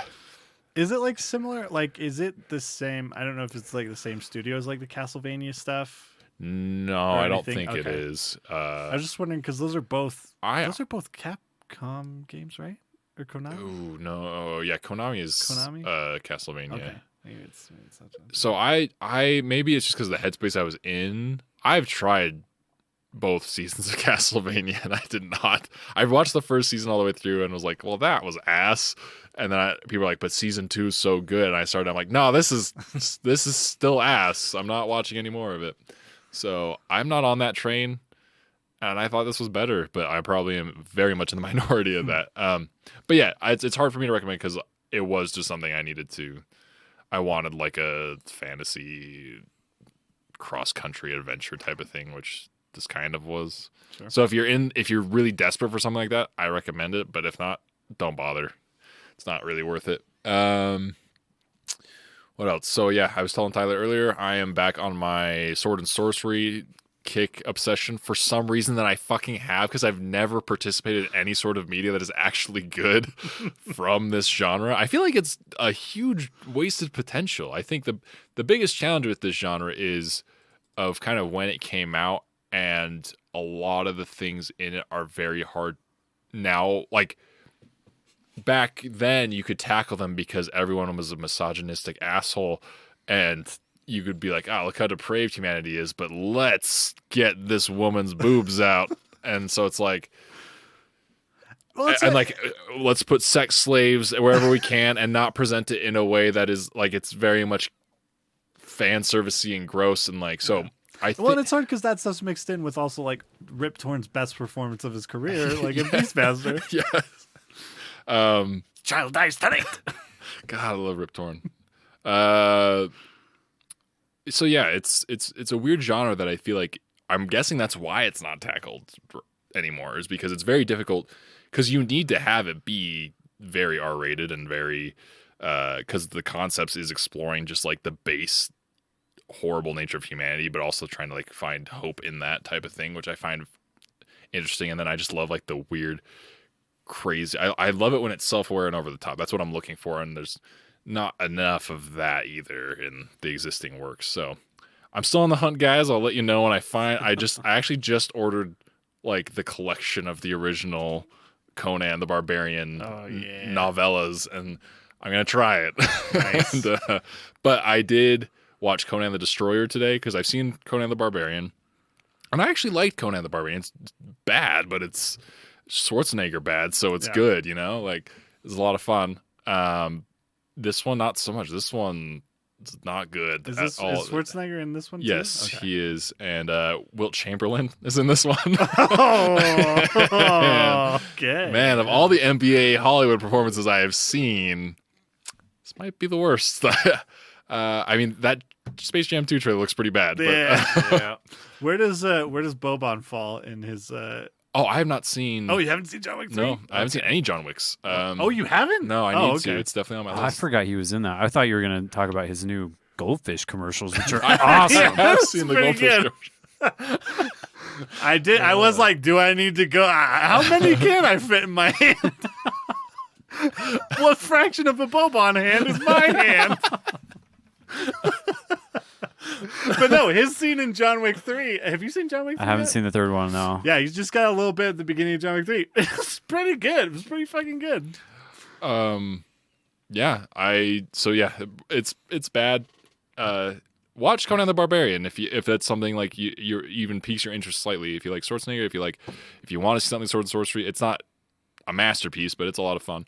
Destroyer, don't pretend it doesn't exist. I'm gonna watch Red Sonja, which is the third installment, and I don't have high hopes.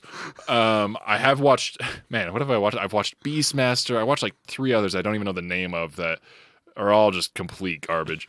I did talk about that third Beastmaster movie. That's the time travel one to California. That sounds great. And then in the same spirit, I did download this janky ass game called Age of Barbarian, which is an old, like it's a newer game, but they tried to make like an old school era side scroller that is really bizarre. It's not perfect. Definitely another thing that's like you got to be in the desire for that niche, I guess.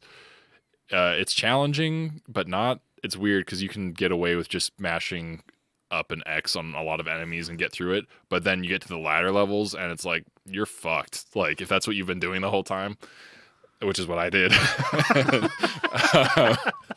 So, yeah, I'm in a lot of trouble at the end of the game right now. But there's 2 playable characters I think have like, some of the levels are the same. Some of them are different because you interact with or at least you come across those characters. I don't know if I'm going to take the time to do the second one just because I feel like I've gotten all the game has to offer me. It's very self-aware, very fun that way. But I think the gameplay is just kind of a grind at this point. So, but it was cheap. So if you ever find it on like a Steam sale for like $2, I would recommend it if that's something you are interested in. Sure. Oh man, what else did I do? I watched, out of curiosity, Passion of the Christ for the first time. And, man. Were you convinced? Is that a question you could ask? It was at the end of not Passion of the Christ? what I expected at all. I was expecting, I guess I'm stupid, and I thought it was going to be longer than it was, and I thought it was going to cover more stuff than it did. It was very interesting coming at it at this point in my life. especially with the baggage I've carried over from what I've been told about it. Yeah. Wait, so okay, just for my knowledge, so it starts in Gethsemane? Yeah, Is the that where it very starts? opening Okay. scene is Gethsemane, which is actually really fast. Like there are some things in this movie that I feel like were fascinating choices that I thought were good choices. There's a particular scene, and I think it's the only. It might not be the only flashback, but there's a flashback between Christ and his mother that is not anywhere biblically or apocryphally, is that a word, that I know of, that is very humanizing and very good. You guys have seen it? Have you guys seen it? I haven't. Oh. That's my favorite. It's, I don't know if you know this, Sarah, but it's rated R. So yeah, I have not seen it. Jesus fucking Christ. Is that in the movie?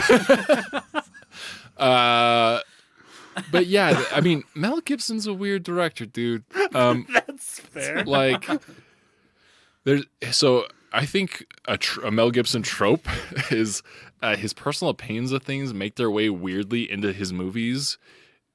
Like in Braveheart, I don't know if this is true. I've heard this rumor that when the prince is thrown out the window because the prince is homosexual, it was like his views on homosexuality being represented by like, or no, it's his boyfriend that gets thrown out the window, Yeah. which I thought was weird because I'm like, but the villain does it, so I don't know if that's your message is really getting across there.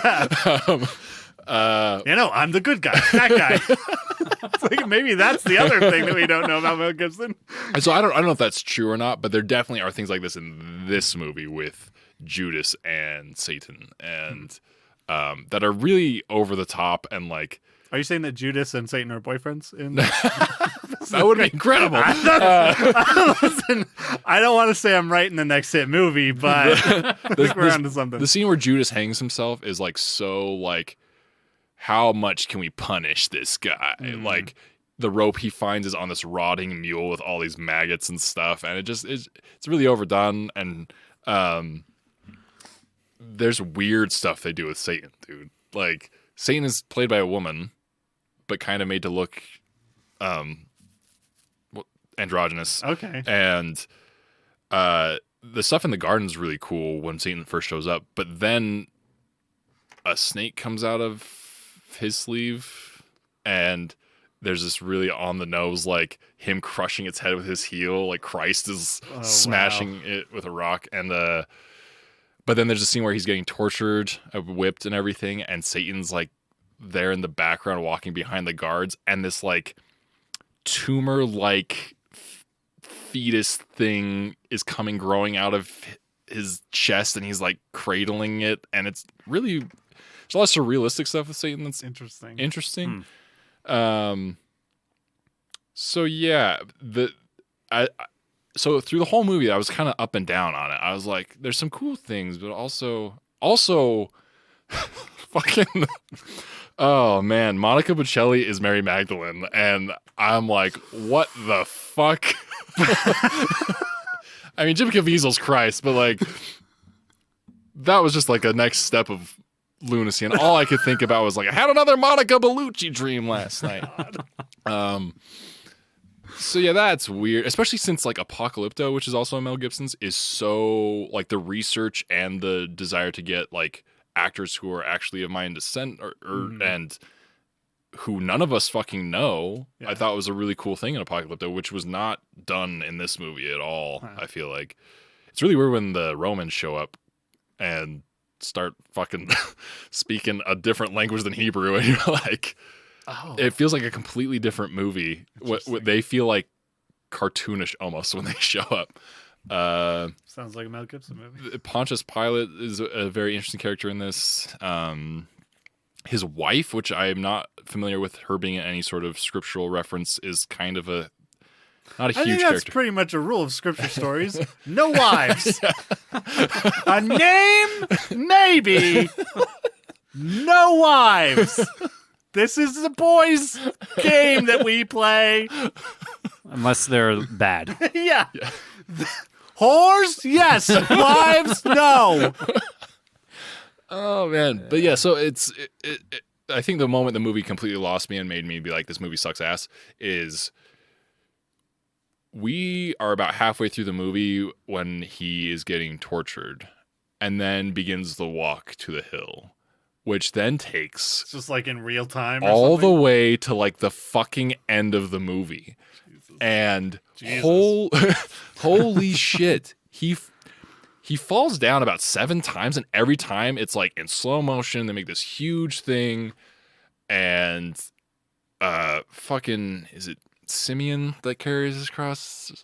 I can't remember. I don't remember. They try and delve really deep into his character and it during this walk, and it's just that's the point where I'm like, no, this movie's bad. Yeah. This movie's like, it's not just like it's bad. Well, this is kind of like, I mean, that's like, to be very crass, it's like the pornographic part of the movie, though, right? Yeah, it's yeah. like, that's like the thing that he's like, wants to. Yeah. It's very self-serving. And like also during the whole time watching the movie, I'm like, okay, this is really hard to critique because of my relationship with this in my past, and like how much I know already going into it.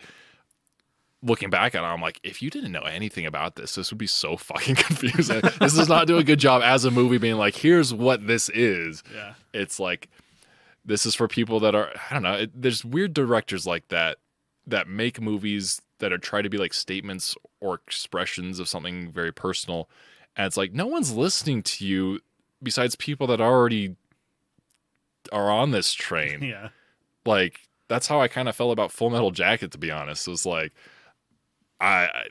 why you've lost everyone who doesn't like at this point. Yeah. So, have you seen Last Temptation of Christ? I have not. Okay. I've seen clips that with Peter Gabriel. God damn. Makes me not want to watch it. But. Oh man, you should. I'd be interested. I feel like you should watch it soon. I just want to know like what the. You know what I mean? I just want like the compare and contrast of like that whole thing, because pillars of Hollywood Jesus stories. yeah.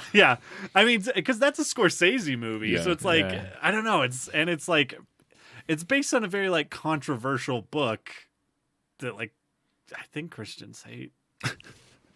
I the assume. Bible? No. Sorry, there's a book called The Last Temptation of Christ that it like borrows a lot from. But yeah, also that weird relationship. We somehow struck a like very weird truth in that miscommunication. Anyways, but yeah, no, it's so I went into it with a very open mind and came away with being like, if you're interested in like some of the tonal things, maybe like watch the first scene just so you can get like, that is interesting, and that's all you need really, because the rest of the movie kind of just sucks, to be honest. Which it sucks because I think that's a fascinating thing to explore that Hollywood doesn't want to really necessarily touch for understandable reasons. Yeah.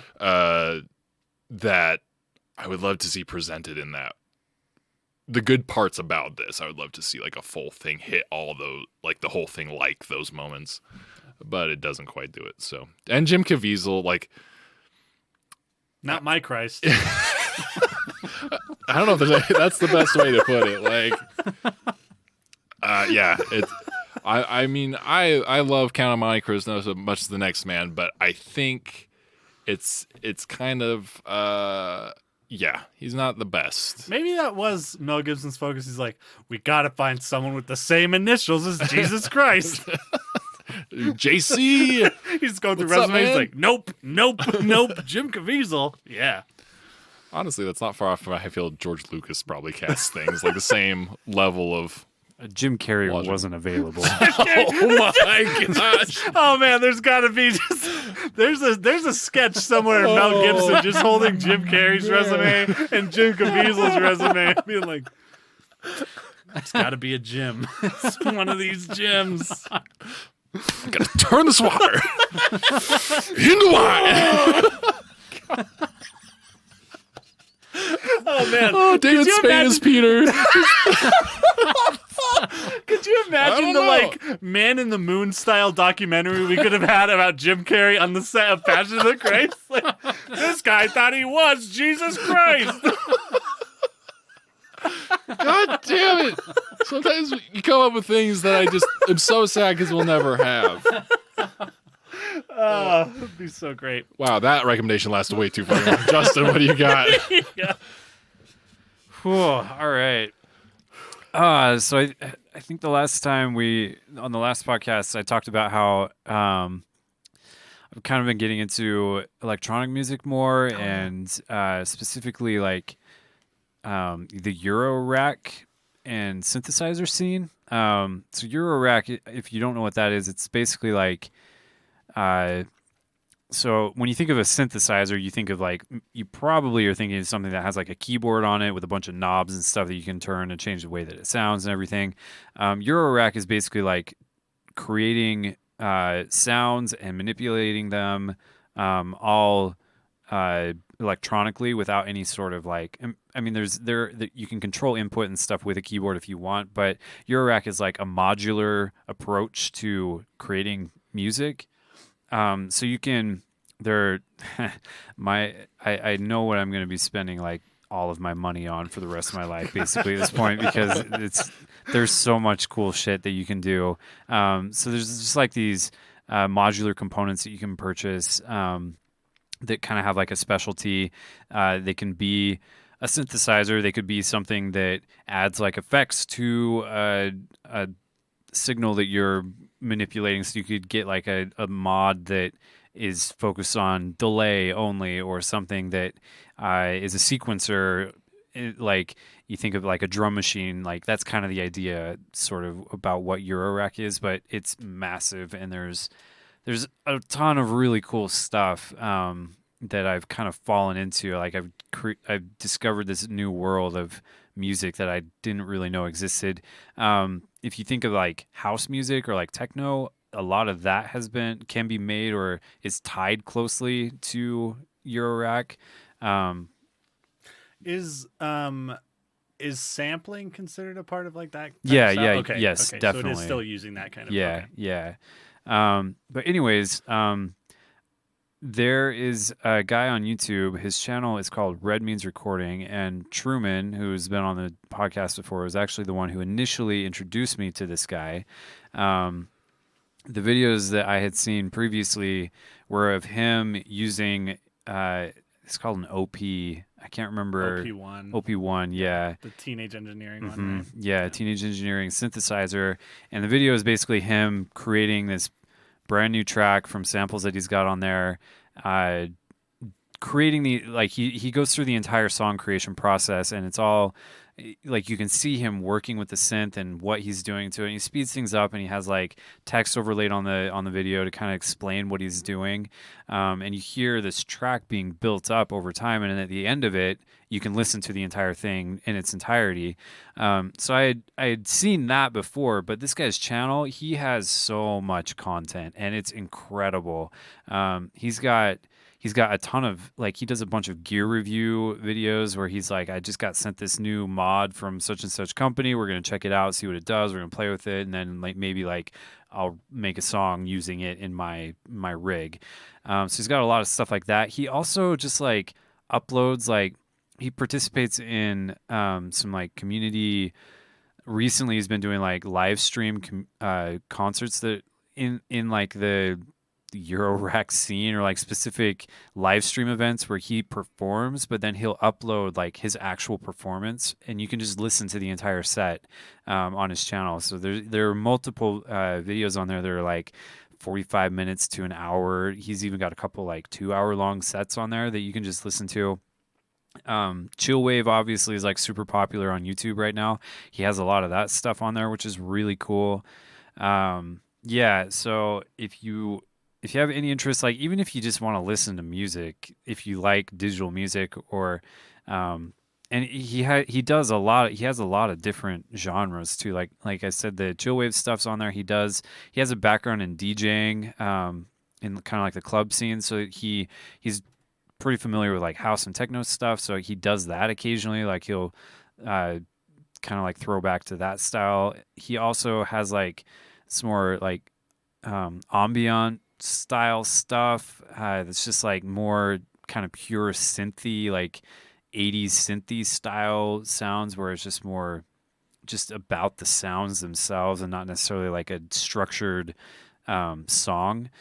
So lots of really cool stuff that he has. Yeah, I am kind of that's like all I've been watching on YouTube for the last week and a half is just his channel, and he's got a ton of content on there. So there's still a lot that I have to get through, and he uploads regularly as well. I don't know if it's daily. It's pretty close. Yeah. Red Means Recording. The guy's name is Jeremy. I can't remember his last name. Christ. Yes. I get Christ on the brain now, man. Sorry, That's his brother that doesn't talk about. It's kind of an embarrassment to the family. why can't you be more like Jesus? We're carpenters, not welders. Jesus, he's dead, Mom. Jesus is dead. Okay. God damn it. We need My to make favorite more... 80s sitcom, The Christs.